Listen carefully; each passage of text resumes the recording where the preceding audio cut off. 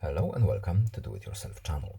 Today I will show you where to find the option and how to turn on showing modes and routines widget on our lock screen function in Samsung Galaxy S24 Plus phone.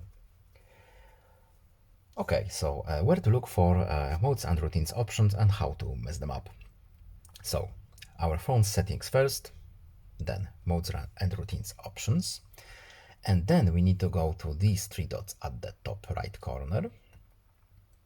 Then tap settings, and here we have our modes and routines settings. So show modes, show routines on our lock screen. We can turn it on, and when we tap it, we have short explanation what does it do. Moreover, we can add a routine from here. It's a pretty simple on or off switch plus adding a routine. And that's all. I hope this video was helpful to you. Please leave a like and subscribe. Have a nice day and see you in the next video. Bye.